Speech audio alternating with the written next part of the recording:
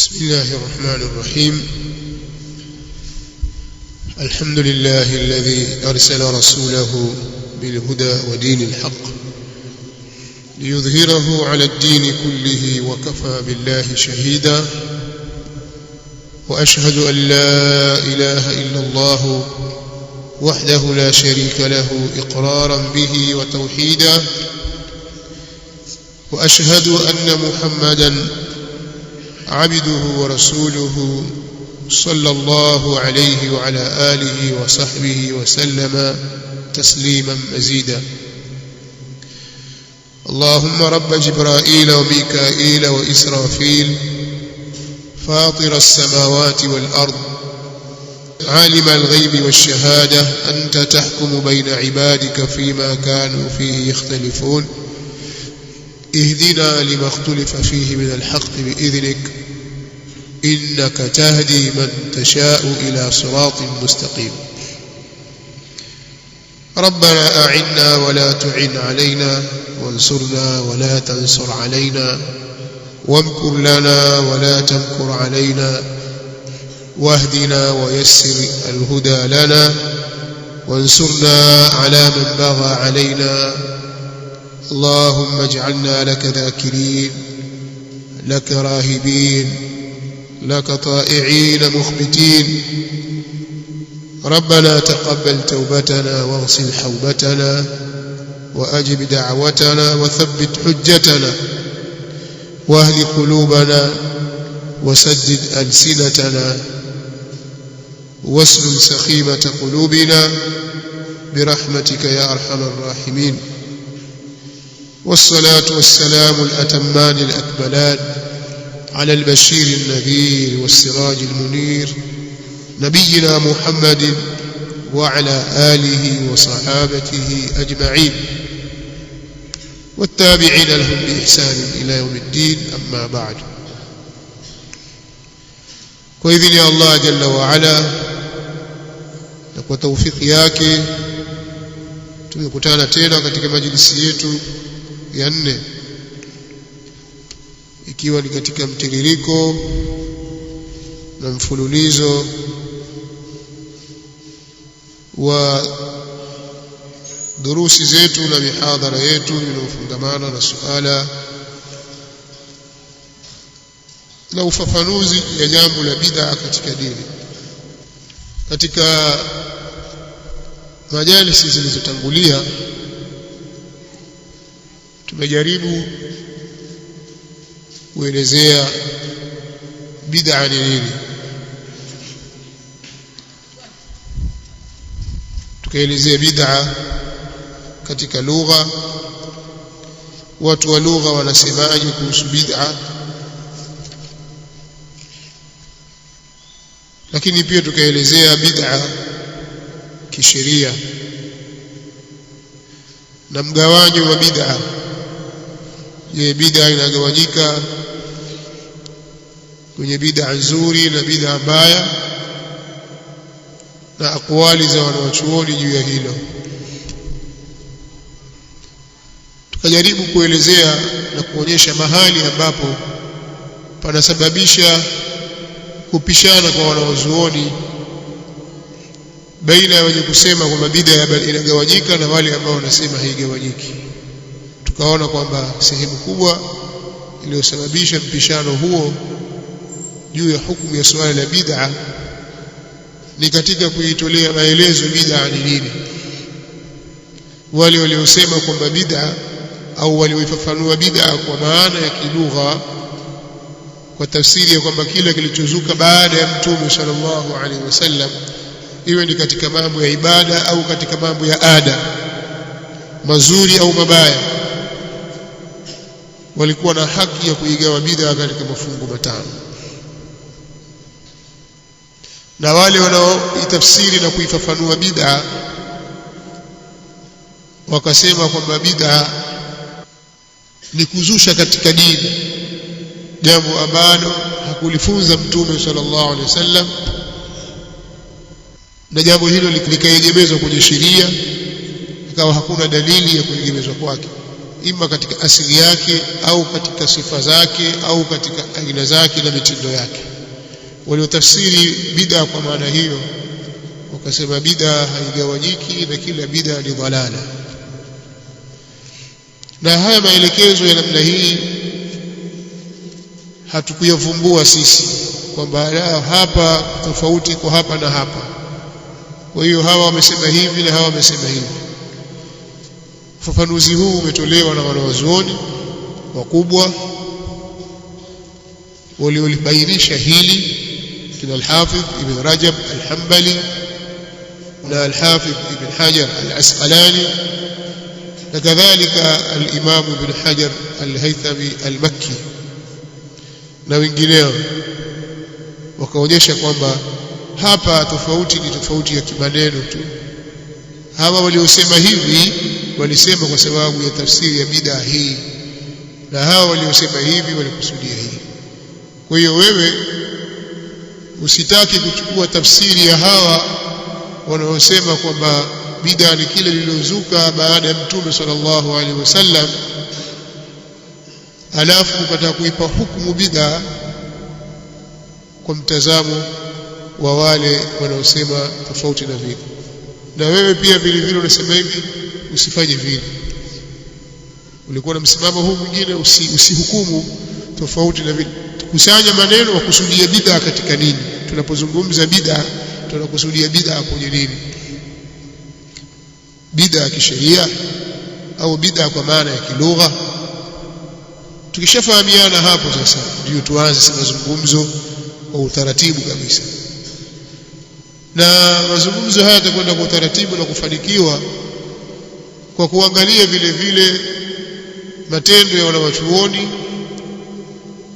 juu ya baadhi ya mambo ambayo wameyahukumu. Kuna mambo wameyahukumu katika sheria imefanywa, watu wanayafanya. Sasa zile hukumu walizozitoa kwamba hili linafaa au halifai, la halali au la haramu, ile sanii yao katika jambo hilo ndio inatupa tafsiri sahihi kwamba haya ambayo sisi tunazungumza na kupishana juu yake hayana athari katika uhakika wake, bali katika tamko lake tu. Sijui kama nitakuwa nimeeleweka katika maelezo haya. Kwa ufupi ni kwamba sisi tukatoa mifano ya baadhi ya wanaochuoni, hasa wale wanaosema bid'a ni ile ambayo imezuka baada ya Mtume sallallahu alaihi wasallam na inagawanyika katika makundi, katika sehemu tano au katika hukumu tano. Tumezitaja kauli zao juu ya baadhi ya mambo ya kiibada, na wao wamezitolea hukumu kwamba ibada hizo ni bid'a.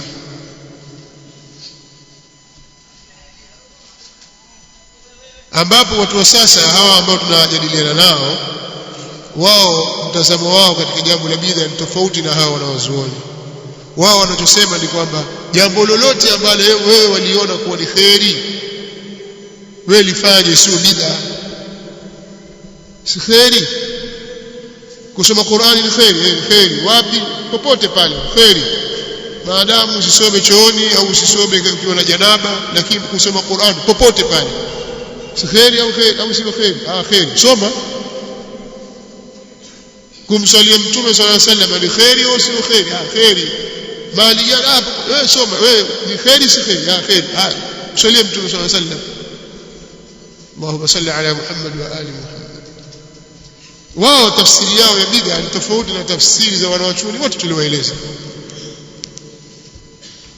Hawako katika kundi hili wala hawako katika kundi hili. Wao wanaitakidi kwamba bado kuna nafasi ya mtu kuzusha katika dini ibada, maadamu ni jambo la kheri lifanye, sio bid'a. Wao ndio tafsiri yao hiyo. Mimi katika kutazama hizi taarifu za bid'a sijaiona taarifu hiyo au taarifu iliyofungua mlango huo. Sasa wakuwa mashehe wao wapo, walinganizi wao wapo, watetezi wapo, wanaweza kuonyesha vitabu tilia mkazo hilo ambalo wao wamelisimamia kwamba waweza kuzua jambo lolote tu katika ibada maadamu la kheri, basi waweza kulizua na ukalifanya na hakuna vibaya na sio bid'a. Sasa tutakuja kuangalia waliosema maimamu waliotangulia kina Al-Izz bin Abdussalam, hao ambao wanasema yeye ni mtu wa kwanza kupokewa kuigawa bid'a katika mafungu matano au katika hukumu tano, lakini alipokuja kuulizwa kuhusu salatu ar-raghaib anasema bid'a. Kadhalika katika kwenye kuigawa bid'a na kuitafsiri bid'a kwamba ni ile ilikuja baada ya Mtume sallallahu alaihi wasallam ni al-Imam Abu Shama al-Maqdisi, na yeye vile vile tumesoma kauli zake kwamba haijuzu, haifai kuzihusisha ibada kwa nyakati maalum, akatoa na mifano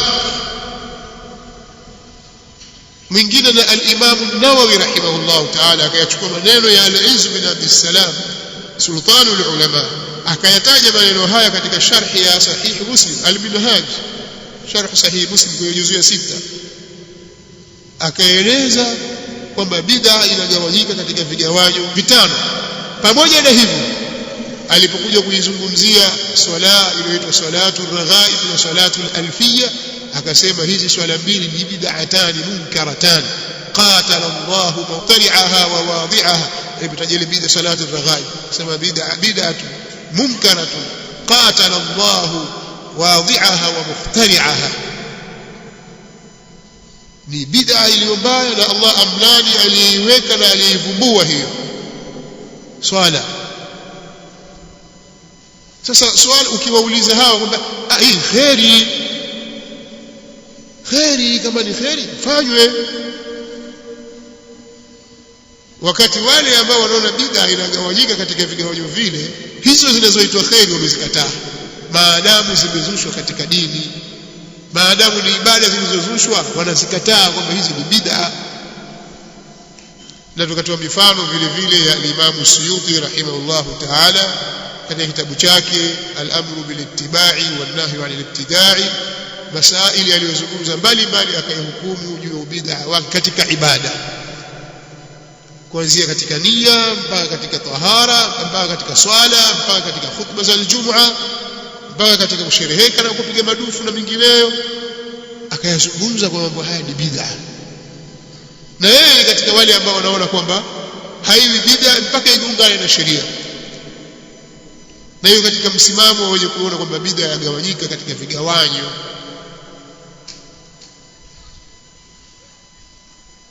Kwa hiyo mazungumzo kuhusu swali la bid'a bado yamebaki, yani yako mengi tu nitakufafanua, na miongoni mwa sehemu muhimu ambayo tutairudia kuitaja katika majalisi nyingine ni kuhusu zile kawaidi za kuidhibiti bid'a. Lakini katika majalisi zilizopita tutakuonyesha tu maana ya kilugha na maana ya kisheria, na mgawanyo wa bid'a inagawanyika haigawanyiki, na tahriri pa mahali pa nizaa, kutaka kuhariri pale mahali ambapo panaita mzozo na mvutano pale. Pamoja kwamba tumetoa maelezo mengi, lakini ile ni sehemu katika ikhtisar, kwa sababu ninavyofahamu mabahathi ya bid'a ile stahiki kuzungumzwa majalisi kama hizi takriban wiki 3 mpaka mwezi, kidogo kidogo ndio itaeleweka vizuri kabisa.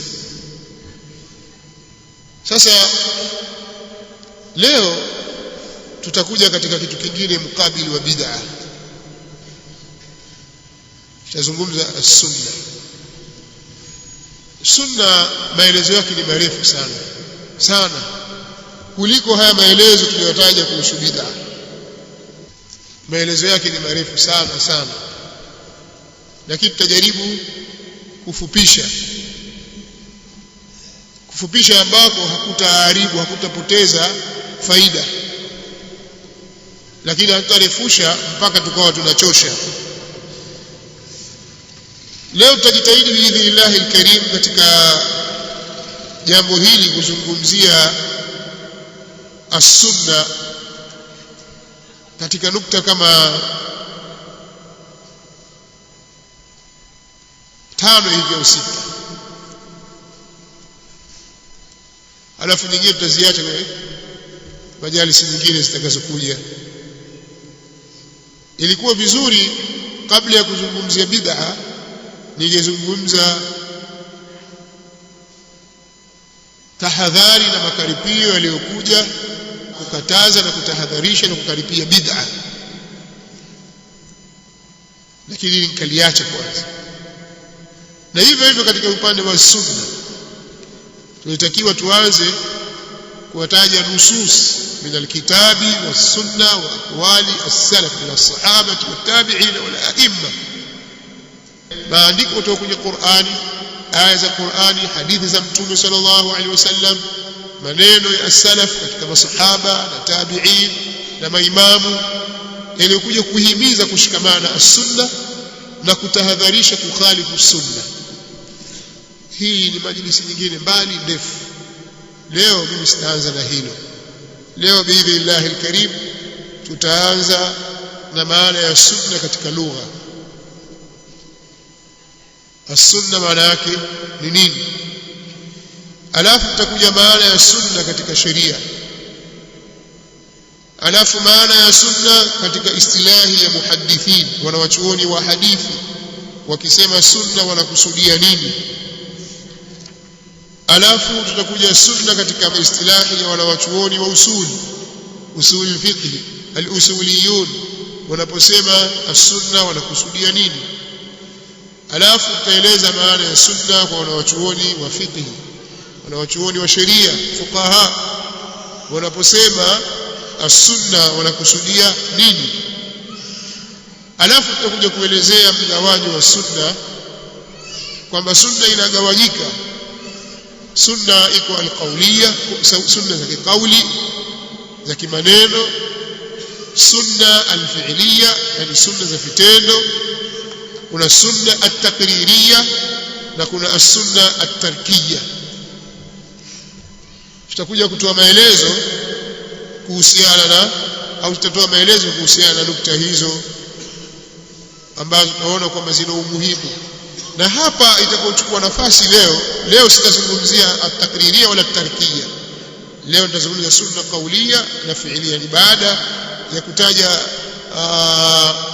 taarifu hizo nilizotangulia kuzitaja hapa, taarifu ya kilugha, ya kisheria, kwa istilahi ya wanawachuoni wa hadithi, istilahi ya wanawachuoni wa usul, istilahi ya fuqaha.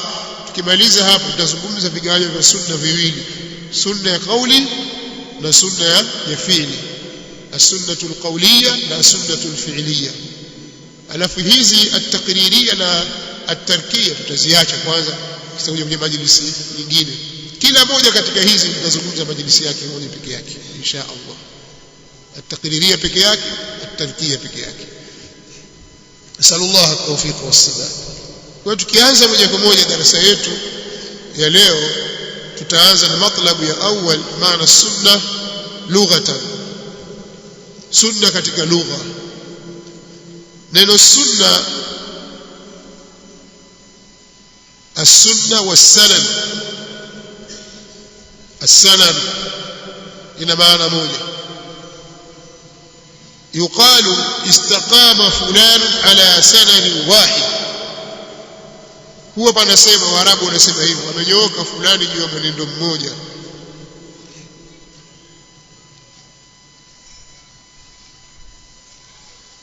Na as-sunna maana yake ni at-tariq. As-sunna at-tariqa, was-sunna bimaana as-sira, kwa maana ya mfumo. At-tariq njia, as-sira ni mwenendo. Sasa as-sunna ni at-tariqa qabihatan kanat am hasana. Kisema as-sunna katika lugha ni mwenendo, ni mfumo, ni njia, ilikuwa ni mbaya au ni nzuri, ndio itakapokuwa inaitwa as-sunna. Wa sanna at-tariqa sannaha sanna, watu wanasema hivyo, aisara alaiha, amekwenda juu yake. Sema sanna at-tariqa kwa maana sara alaiha. Na wakanukuu maneno ya Khalid bin Utbah aliposema, fala tajza'anna min siratin anta sirtaha fa awwalu radin sunnata man yasiruha, sunnata man yasiruha, kwa maana ya sunna, kwa maana ya njia, mwenendo. Al-Azhari katika tahdhibu lugha yeye anasema as-sunna ni at-tariqa al-mahmuda al-mustaqima, yake tafsiri hivyo. Kwa maelezo yaliyotangulia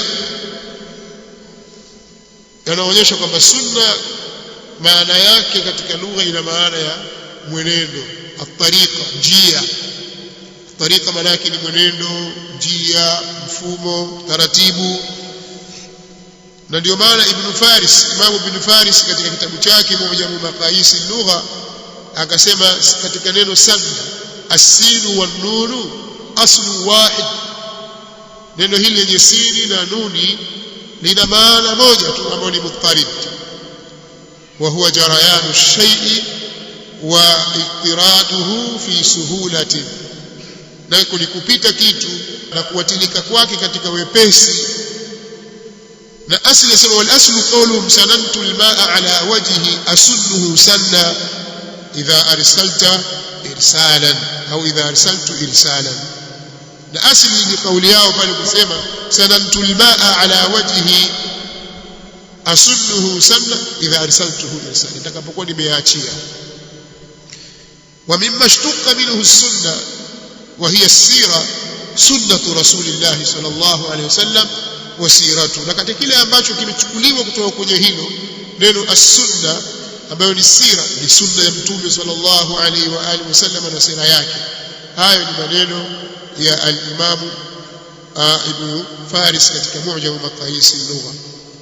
Na al-Imam Ibn al-Athir katika kitabu chake Nihayatu Gharib al-Hadith katika juzu ya pili ukurasa wa 223 alipotaja baadhi ya hadithi akasema waqad takarrara fi al-hadithi dhikru as-sunnah, kumekaririka katika hadithi kutajwa sunna, wama tasarrafa minha, na yale ambayo yamesarifika kutoka kwenye neno hilo, kutoka kwenye hiyo sunna.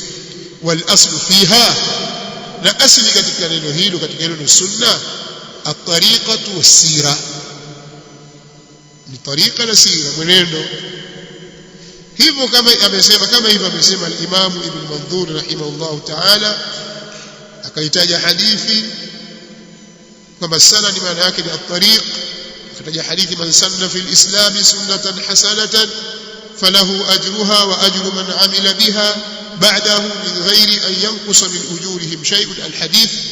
Kisha akasema wa fi al-hadith la tattabi'unna sanana man kana qablakum ay tariqahum, mtafuata mwenendo waliokuwa kabla yenu, sana na man kana qablakum ay tariqahum, mwenendo, mfumo, utaratibu,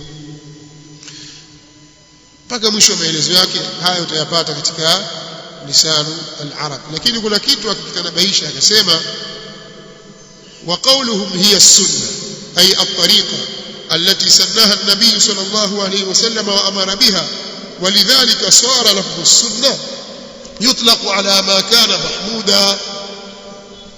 na kauli yao wanaposema hiyo ni sunna, kwa maana ni at-tariqa allati sannaha rasulullah sallallahu alayhi wasallam, ambaye ameiweka mtume sallallahu alayhi wasallam, wa amara biha, na akaiamrisha. Anasema walidhalika sara lafdhu sunna, na kwa sababu hiyo likawa tamko la sunna yutlaqu ala ma kana mahmudan, utajwa kuwatiliwa kwenye kile ambacho kilikuwa ni chenye kuhimidiwa. Fayuqalu fulanu min ahli sunna maanahu min ahli at-tariqati al-mustaqimati al-mahmuda, ikisema fulani kama ni katika ahli sunna maana yake ni katika njia iliyonyooka yenye kusifiwa, yenye kuhimidiwa. Kwa hivyo kusanyiko wa maneno yote haya niliyotaja narudi kwenye lugha ya Kiarabu kwa maneno as-sunna was-sanadu, ambayo kwa maana moja ni at-tariqatu was-sira. Hiyo ni maana ya kilugha, ni maana ya kilugha. Sasa maana ya kisheria, wanawachuoni wakisema kwamba hii ni katika sunna shar'an, ukiachilia mbali matumizi ya kiistilahi, watu wa hadithi walipokuwa wakitaka kuzifanyia kazi hadithi za Mtume sallallahu alaihi wasallam kwa kuzipambanua, kuzipembua hadithi kwamba hizi zimethibiti na hizi hazijathibiti na aina zake hadithi, wakahitajia kutoa taarifu ya sunna. Sunna kwao ni nini? Wao wanasema nini kuhusu as-sunna? Watu wa usuli walipokuwa wanahitajia kuzitaja adilla ash-shar'iyya al-muttafaq 'alayha, dalili za kisheria ambazo wanachuoni wameafikiana juu yake, hakuna khilafu juu kwamba hizo ni katika adilla za kisheria, wakazitaja katika adilla. Walipohitajia kuzigawa zile adilla wakataja na as-sunna, kwa hiyo wakalazimika kuarifisha sunna ni nini kama dalili. Hivyo hivyo wanawachuoni wa fiqh, fuqaha, walipokuja kugawa zile al-ahkam, zile at-taklifiyya, kutaka kuzigawa zile ahkam, wakawa wamezigawa katika mafungu matano. Kwa hiyo katika hayo mafungu matano kuna hukumu inaitwa an-nadb, au kuna as-sunna al-mandubu, kwa sababu kuna an-nadb na kuna al-mandubu, sio? An-nadb ni kusuniwa na al-mandubu lenye kusuniwa, sawa. Al-mustahab na al-istihbab. Sasa yote haya yana maana ya sunna. Kwa hiyo watakubainisha kwa wao sunna, wanapotamka wakisema sunna wanakusudia nini? Je, ndivyo vile walivyokusudia watu wa hadithi au ni kama vile walivyokusudia watu wa usuli? Wao wakisema sunna wanakusudia nini? Na ni vizuri ukafahamu kama itakapokuwa yasemwa sunna kwa maana ya hadithi, au sunna kwa maana ya dalili ya kisheria, au sunna kwa maana ni mukabili ya nini, ya fardh. Watakiwa wewe utofautishe. Mtu akikwambia jambo hili ni katika sunna ya Mtume sallallahu alaihi wasallam, watakiwa ujue kwamba hapa amekusudia kwa istilahi ipi. Je, kwa maana ya kisheria au kwa maana ya kifiqhi, kwa istilahi ya fuqaha? Sawa. Katika sheria wakisema as-sunna wanakusudia ma bayyana bihi Rasulullah sallallahu alaihi wasallam kitab Allah ta'ala qawlan wa fi'lan wa taqriran wa tarkan, ni lile ambalo amelibainisha Mtume sallallahu alaihi wasallam kwa hilo kitabu cha Allah, ni lile ambalo Mtume sallallahu alaihi wasallam amelibainisha kwa hilo, amebainisha kwa kutumia hilo kitabu cha Allah kwa kauli na kwa kitendo na takriri, yani kwa maana kwa kauli au kwa kitendo au kwa takriri au kwa kuacha. Haya ameelezea Dr. Mustafa As-Sibai katika As-Sunnah wa Makanatuha fi at-Tashri' al-Islami katika ukurasa wa 47. Katika kitabu Mudhakirat Usul al-Fiqh cha Sheikh Muhammad الشيخ العلامة محمد الأمين الشنقيطي رحمه الله تعالى, mwenye tafsiri inaitwa Adwa'ul Bayan fi Idah al-Qur'an bil-Qur'an, yeye alipokuwa akielezea as-sunna katika shar'i akasema hiya ma qalahu Rasulullah sallallahu alayhi wasallam au fa'alahu au qarrara alayhi. Sunna katika istilahi ya kisheria ni ile aliyosema Mtume sallallahu alaihi wasallam, au ile aliyoitenda, au ile ambayo ameithibitisha, ameikiri, ameituza juu yake. Jambo limefanywa mbele yake akalikubali, kwa maana akalinyamazia sallallahu alaihi wa alihi wasallam. Na kuna maneno kama hayo ameyataja al-Imam al-Fakhr al-Razi katika al-Ma'alim, yapatikana katika Sharh al-Ma'alim ya Ibn Tilmisan. Kadhalika al-Hafidh Ibn Rajab katika Jami' al-Ulum wal-Hikam amesema maneno haya yafuatayo. Nimejaribu taja tofauti imewatanguliza waliochelewa, nikawachelewesha waliotangulia, kutokana na ile uwazi wa ile taarifu ya maneno haya. Anasema al-Hafidh Ibn Rajab, as-sunna hiya at-tariqul masluk, sunna ni njia yenye kufuatwa.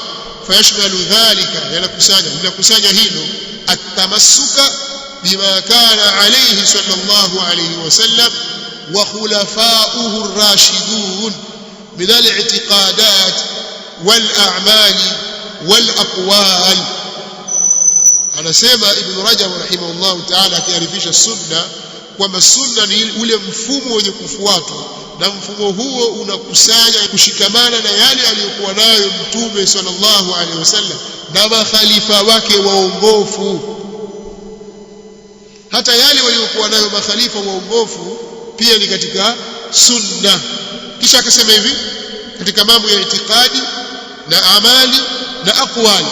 Baada ya hapo akasema wa hadhihi hiya sunnatul kamila, na hii ndio sunna iliyokamila, iliyokamilika.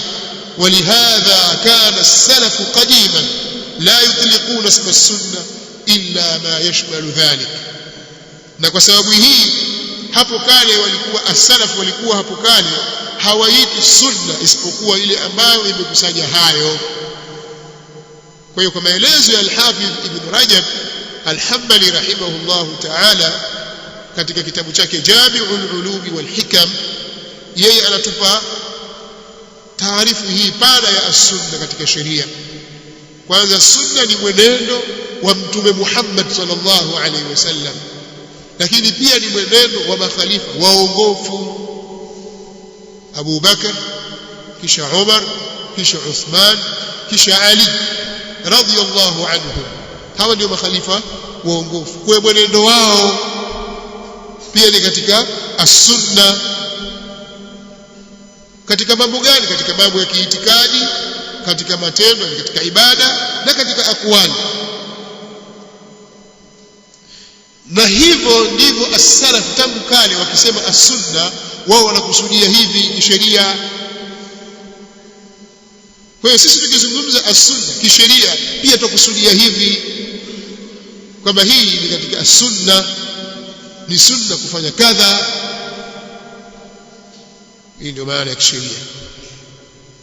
Kwa hiyo inawezekana hilo jambo likaitwa as-sunna, lakini ukiliingiza kule katika hukumu zile tano kwa fuqaha utalikuta kuwa ni la wajibu. Unaweza ukaita as-sunna, lakini ukiliingiza katika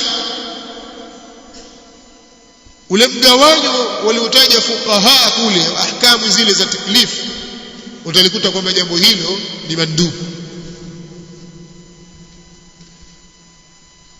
Na si zaidi ya hapo. Tumeelewana? Hakuna jambo ambalo tutaomba hii ni sunna alafu kifika kule kumbe la haramu, au hii ni sunna alafu kifika kule ulikuta la makruh, au hii ni sunna alafu kifika kule utakuta la mubaha. Maadamu ni as-sunna ya Mtume sallallahu alayhi wa alihi wasallam, yani kushikamana na mwenendo wa Mtume sallallahu alayhi wa alihi wasallam na makhalifa wake waongofu katika mambo ya itikadi, katika mambo ya kimatendo na ibada na aqwali, hiyo ndio as-sunnatul kamila. Na hivi ndivyo walivyokuwa as-salaf qadiman, la yutliquna isma as-sunna illa ma yashmalu dhalika. Hayo utayapata katika Jami'ul Ulum wal Hikam ukurasa wa 249. Lakini sasa ukitazama as-sunna kwa maelezo ya wanawachuoni wa hadithi, wao al-muhaddithun walipokuwa wakitaka kuarifisha sunna ya Mtume sallallahu alaihi wasallam wakasema hiya kullu ma uthira 'ani an-nabiy sallallahu alaihi wasallam من قول أو فعل أو تقرير أو صفة خلقية أو خلقية أو سيرة، سواء كان قبل البعثة أو بعدها.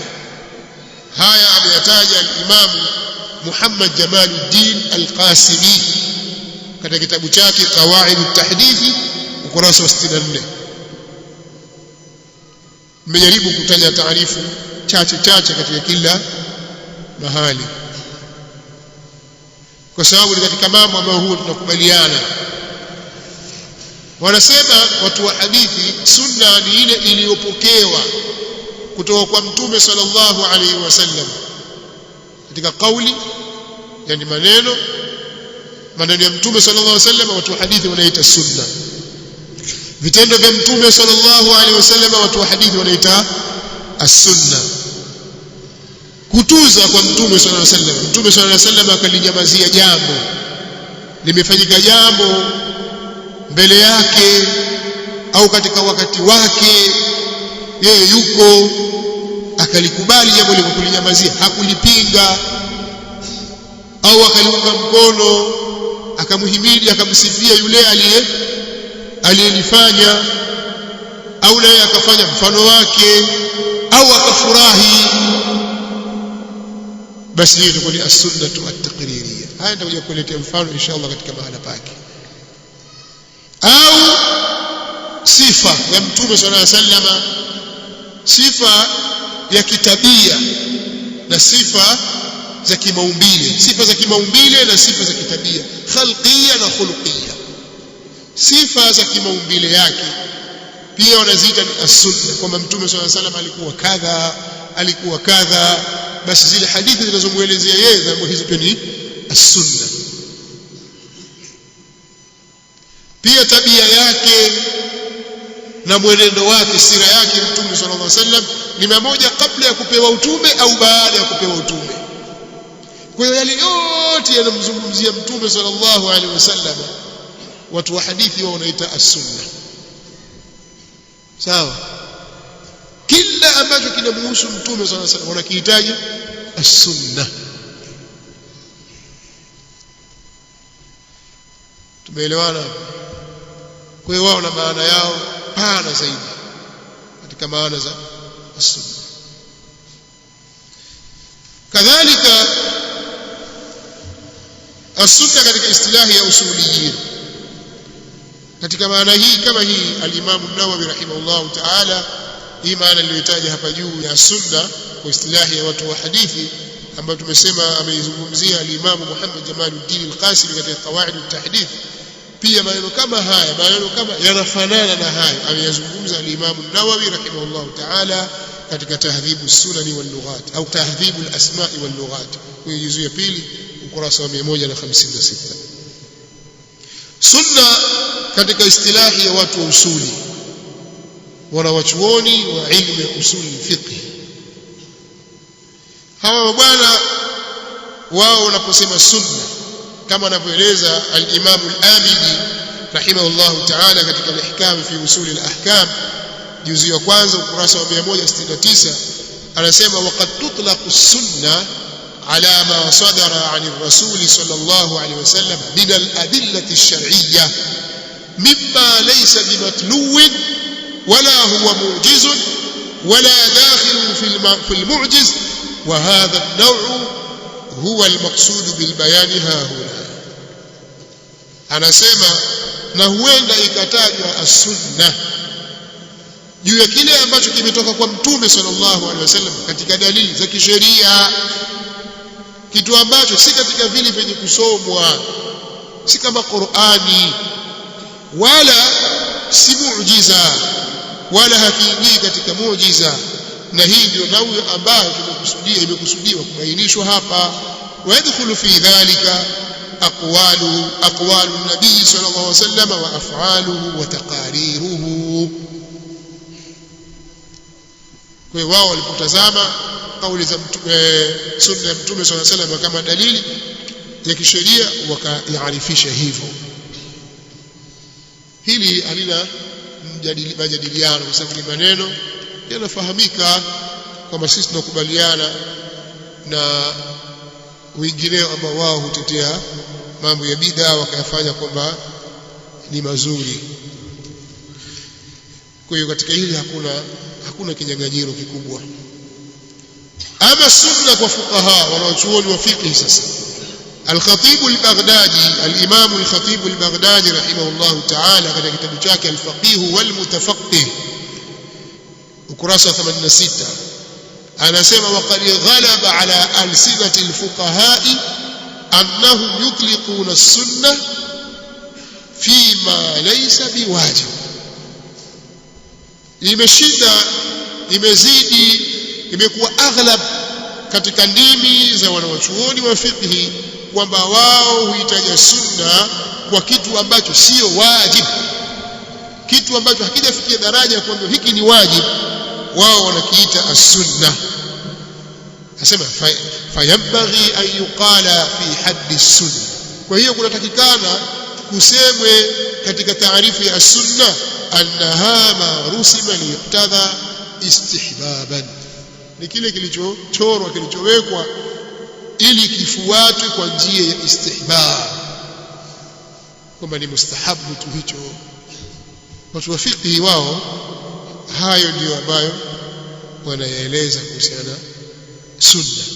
Na ukirejea katika Fathul Bari utamuona Al-Hafidh Ibn Hajar rahimahullah katika juzuu ya 13 ukurasa 245 alipokuwa akielezea sunna kwa istilahi ya fuqaha anasema wa fi istilahi baadhi al-fuqaha, na katika istilahi ya baadhi ya wanawachuoni wa fiqh ma yuradifu al-mustahab, sunna ni ile iliyofanana kwa maana na neno mustahab, ni muradifu wa mustahab. Ukisema mustahab sema sunna ndio hiyo hiyo moja, mandub ndio hiyo hiyo, ni jambo ambalo halijafikia kiwango cha wajibu. Tumeelewana? Kwa hiyo inaposemwa kwamba hii ni katika sunna ya Mtume sallallahu alayhi wa alihi wasallam shar'an, katika matumizi ya shar, na vile walivyokuwa akisema as-salaf wanakusudia madha, mafunzo ya Mtume Muhammad sallallahu alayhi wasallam na makhalifa wake waongofu katika mambo ya kiitikadi, katika mambo ya ibada, katika aqwal, ndio makusudio yao, kwamba huo ndio mwenendo wake Mtume sallallahu alayhi wa alihi wasallam katika nyanja hizo. Sasa sunna za Mtume sallallahu alayhi wa alihi wasallam kwa kuzingatia hivyo vigawanyo vilivyotajwa, imma shar'an, imma katika istilahi ya muhaddithin au istilahi ya usuliyin, kitoa fuqaha, sababu wao wanataja sunna kwa maana ya mustahab, lakini wale ambao hutaja kwamba yale kutoka kwa Mtume sallallahu alaihi wasallam au yale yaliyopokewa kutoka kwake au mwenendo wake Mtume sallallahu alaihi wasallam, kiutazama kwa mtazamo huo, basi sunna kwao inagawanyika katika vigawanyo. Kigawanyo cha kwanza ni as-sunna al-qawliya, sunna za kikauli, maneno ya Mtume sallallahu alayhi wa alihi wasallam, wa hiya ma nuqila lana 'an an-nabiy sallallahu alayhi wasallam min aqwalihi ash-sharifa, na ni yale ambayo yamenukuliwa kwetu sisi kutoka kwa Mtume sallallahu alayhi wasallam katika maneno yake matukufu, yale maneno yake aliyosema Mtume sallallahu alayhi wasallam, zile zetu as-sunnah al-qawliya au as-sunnatu al-qawliya, sunna za kimaneno. Ameamrisha kwa kauli yake, amekataza, amebainisha jambo fulani kwa kauli, inaambiwa ni as-sunnatu al-qawliya. Hapa sitatoa maelezo marefu, na hii ni katika daraja ya juu kabisa katika sunna za Mtume sallallahu alaihi wasallam katika upande wa hujja, kiasi ambacho wanasema sunna al-qawliya, sunna ya kimaneno ya kikauli inapogongana na sunna ya kitendo, basi utangulizwa hii ya kikauli. Ni kwenye daraja ya juu sana na nguvu. Lakini Mtume sallallahu alaihi wasallam akaamrisha jambo fulani, alafu ikapokewa kwamba kafanya kitu fulani, basi ile kauli ina nguvu zaidi kuliko kuwa kafanya kitu fulani katika upande wa hujja na dalili. Tuliache hili. Sehemu ya pili katika mgawanyo ni as-sunnatul fi'liya. Sasa hapa ndipo darasa yetu itakapoanzia kwa leo.